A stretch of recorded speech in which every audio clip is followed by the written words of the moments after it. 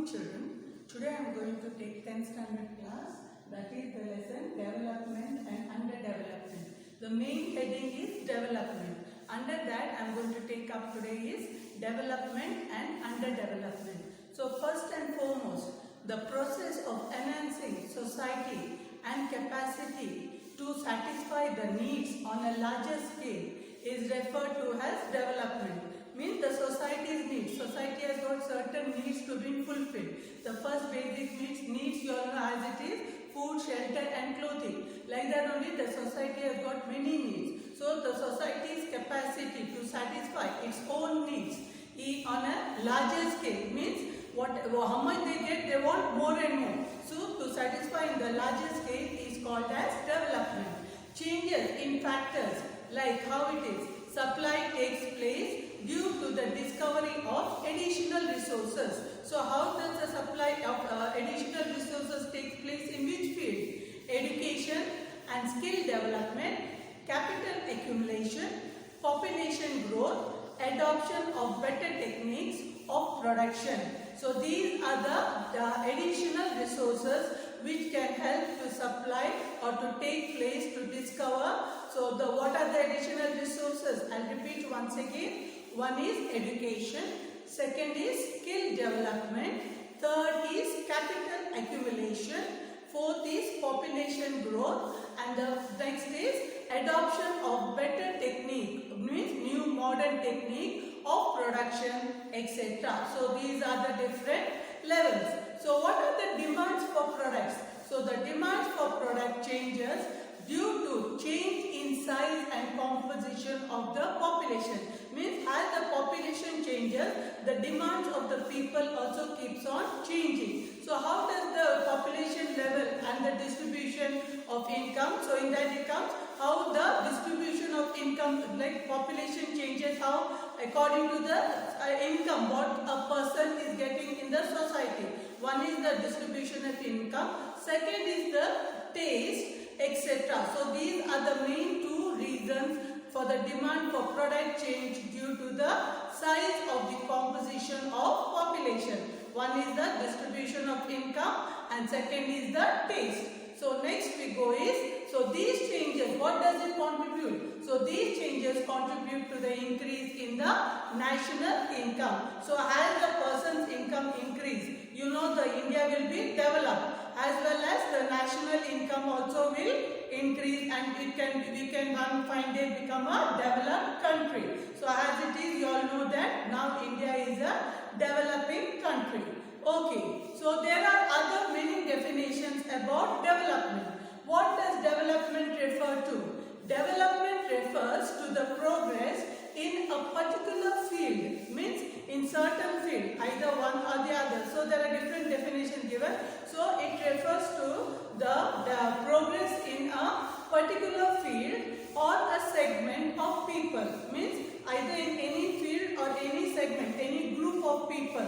Like what groups are they? One is the rural development, second is the social development, third is the education development, fourth is the women and children development.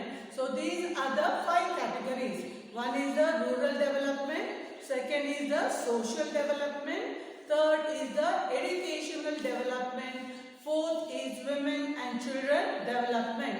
So development refers to the progress in a particular field or a segment. So it can be in a particular field or a particular segment of people, like in different areas like rural, social, educational, women and children development. Whenever the economic activities in a country expand, it is called as economic development. So whenever the country's demand expresses or increases, so that time we call it as the economic development. The next one. Okay, next I'll go to the next definition. Now here economists are given different definitions according to Professor Mayer and Baldwin. So these are the two professors of economics. What does it do? Economic development is a process whereby an economy or economy's real national income increases over a long period income, the process, how the national income, the economy rises of the country, so that real national income increases over a longer period of time. So this is also called as economic development. Means as the country keeps on progressing, means it won't be stopped, it will keep on increasing, growing and growing more and more. The definition highlights in this three elements in the economic development. There are about three elements. What are those three elements? One is the process, second is the increase in real national income, third is over a long period. So what is process? So first and foremost, the term process refers to the operation of the forces that bring about changes in the supply of factors of the demand, the production and in the structure of demand of the products. Means the term your process, I'll say once again, the term process refers to the operation of the forces. What are those forces? Which brings the changes in the society. They are supply of factors of production and in the structure of demand of the products. Means how the production is done, how the production is produced and sold in the market, and what are the demands of that products. So this is called as the processing. Demand for products changes due to the change in size and composition of population. Means everywhere, for every production, for every demand, there is certain limits. Means according to the production, the demand is there of the population. Higher the population, more the population, the demand for production also will be more. So depending on the population, there is the need or the requirement of the production. Level and distribution of income. Yes, this also counts in economic development. Which level and how the income is distributed. Taste, etc. contributes to the increase of national income. So all this will contribute to the national income. Once again, I will repeat that sentence. Demand for product changes due to the change in size and composition of population, level and distribution of income, taste, etc. contributes to the increase in the national income. So this is about the process. Okay, next I am going, first one I told you process, the second is the real national income. What is real national income? National income is the total value of all goods and services. Means the total amount you get it for all the goods, whatever goods are supplied and whatever services are rendered by the people produced in a country during 1 year is called as national income. See children, this is very important. What is national income? National income is the total value of all goods and services produced in a country during 1 year is called as national income. Higher the national income, higher is the economic development and vice versa. I told you if the national income is more and more, the country also will be developed better and it will improve more and more. So the word here, what do you mean by now real national income? National income you came to know, it's the total value of all goods and services produced in a country in a year, in 1 year, during 1 year. Now what is this real meaning? The real refers to the purchasing power of income. Means the real national income is there. So here real means it refers to purchasing. How the powers are purchased. So it refers to the real refers to the purchasing power of income. Next, third one we go to. That is the long period. What do you mean by long period? As it is you understand what is the meaning of long period. For a longer time. The increase in the real national income should be sustained over a longer period, say about 10 years or more. Means not shorter period, for a longer period, 10 years and more than 10 years it can be. So the increase in the real national income should sustain or should remain or should pertain over a longer period, say for about 10 years and more than 10 years. So here, what are the economists? Professor Colin tells.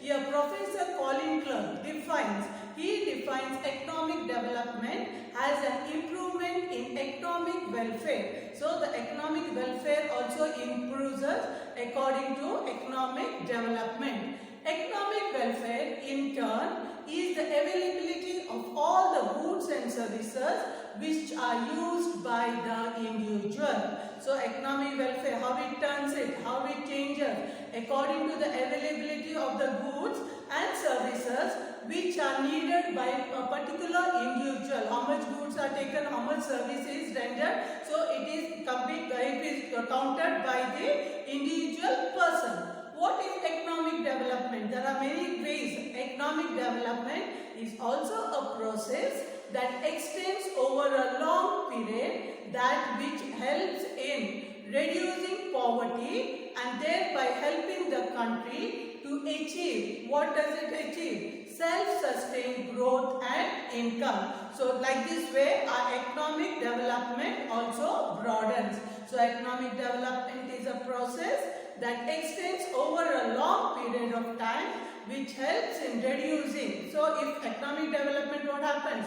The poverty reduces and helps the country to achieve self-sustained growth in an income. Means the income will be equally distributed and there won't be any poverty in the country. So this is about the national economic development which is broadened. Okay, now we'll move on about inclusive and sustainable development. There are two types of development. What do you mean by inclusive and what do you mean by sustainable development? Ensuring that every person is benefited by the process of development is inclusive development. Means development shouldn't be of the society, it should be every individual person. Every person should come up in life, he should progress, he should come up in life, he should progress in life. So that is called the ensuring that every person is benefited. So by that process of development is called as inclusive development.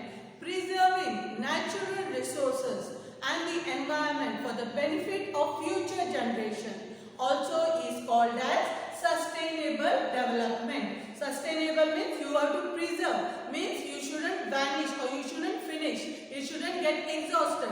You have to preserve the natural resources and the environment for the betterment of the future generation. Still the generations has to come. For their needs, if you keep sustaining or you use the resources limited, so that is called as sustainable development. So keep it in mind, children. Inclusive development means ensuring that every person is benefited in the process of development is called as inclusive development, and preserving the natural resources and the environment for the betterment of the benefit of the future generation is called as sustainable development. You have to sustain it, you have to preserve it. Okay, the next part is economic development can be stated as increasing income, attaining equality, reducing poverty, unemployment and inequality, conserving resources and environment, enhancing overall welfare of all. So all these should be counted in economic development. I'll repeat it once again. Economic development can be stated as increasing income. The income should be increased. Second is attaining equality. All should be treated equally. Third is you have to try to reduce poverty. Means treat everyone equally, pay properly, equal wages for everyone, so that then you can reduce poverty and to look after their basic necessities. So this is called as reducing poverty. What is the next one? Unemployment. You must try to take away the unemployment, eradicate unemployment by giving the job opportunities for everyone, every person, some or the other jobs, either white collar jobs or skilled jobs. Means giving unemployment, wiping off unemployment and inequality. Inequality is differences. Conserving resources. I told you, you have to sustain the resources. Conserve the resources and environment. You have to protect the environment. Enhances overall welfare of all. So I'll repeat once again. Economic development can be stated as increasing income, attaining equality, equality, reducing poverty and unemployment and inequality should be treated, and also conserving resources and environment, enhancing overall welfare of the society. So now here there are some of the countries which are before 1950s who are developed and who are developed after 1950s. Which are those countries? Like we have got USA, Canada, Japan, England, Australia, and these are all the countries of Western Europe. So USA, Canada, Japan, England, Australian countries of Western Europe rise in the income before 1950s. There was a very good rise in the income in these countries. But which are the countries which followed them? Countries like Singapore, Hong Kong, Malaysia, China. So long-term rise in income during the post-1950. These are the developed countries. These all are the developed countries. So which are after 1950? Singapore, Hong Kong, Malaysia, China, which have developed in the long rise income during the post-1950. All these are the developed countries before 1950 and after 1950. So this is about the third part, that is of the long period. Okay children, now we are going for the next part, that is underdevelopment. Now development you finish, process you finish, real national income and the long period. Now we are going for underdevelopment. What do you mean by underdevelopment? The word underdevelopment denotes a backward and stagnant situation. Stagnant situation means where there is a stop and where they are still following the old customs, where they are not moving forward. Situation where level of living people are low due to the lower level of per capita income and lower productivity level apart from income. So underdevelopment means, the word underdevelopment denotes a backward and stagnant situation where levels of living of people are low. Okay, the way of living of people. For what reason? Due to the lower level of per capita income and lower productivity level apart from high population growth. So the population growth is more and here the capital income is low because of the poverty, because of the less payment and because of the less production. Due to the less productivity, apart from this, there is also a high population. According to the population, the people are not developing, they are not getting proper job, or the per capita income doesn't rise, or there is still the backwardness or stagnation which is taking place. According to the United Nations, as underdeveloped country is one where real per capita income is lower than that of the USA, Canada, Australia and Western European countries. So according to United Nations, what do they say? An underdeveloped country is the one, means whose real per capita income is lower than these developed countries. Which are the developed countries? I told you earlier also, like USA, Canada, Australia and all the Western European countries, their per capita income is low. So these are called as underdeveloped, which is said by United Nations. Now next is the World Bank. In its World Development Report, World Bank, the World Bank, not virtual world, W-O-R-L-D, the World Bank in its World Development Report, what does it classify the countries into? As high, medium and low income countries. High means good salary, very rich, all are developed. Middle means, medium means they are the developing countries, and low income means where they have to still underdeveloped. Okay, so there are the three classifications: high income, medium and low income in certain countries, and all countries with middle and low income are referred to as developing countries. Means those are in the middle and those who are low, they have to develop. So they are called as developing countries, means they are not yet developed. So here, what does it say? The World Bank report, I'll repeat once again. The World Bank in its World Development classifies the countries as high, medium and low income countries, and all countries with middle and low income are referred to as developing countries.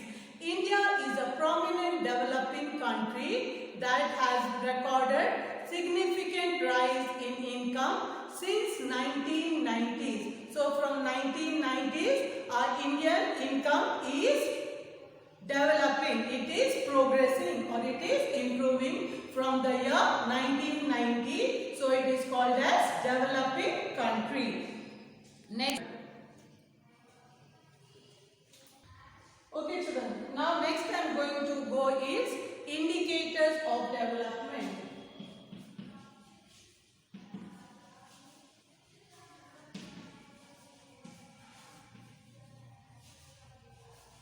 What are the different indicators of development? This is the next part I am taking for you today. That is, economists have advocated different indicators, and the prominent one is based on the income generated in the country. So indicators is mainly it is pointed out or it is shown in the income which is generated, which you get it in a country for an annual year. So what is the income indicator?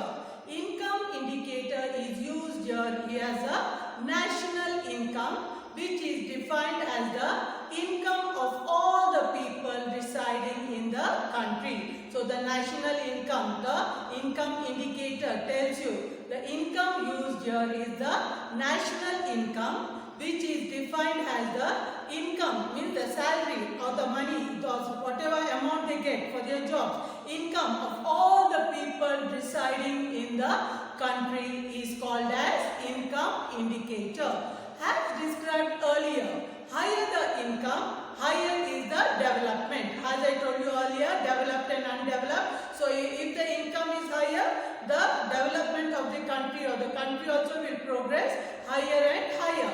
However, economic progress in a country will be slower if the population expands along with the increase in national income. So if the population, if the progress in the country will be slower, how it will be slower? If the population explosion takes place, means if the population is more. Okay, so as it described earlier, however, economic progress in a country will be slower. When it will be slower? If the population expands means increases along with the increase in national income. It is the average income of each individual in the country which is calculated. How it is calculated of each individual?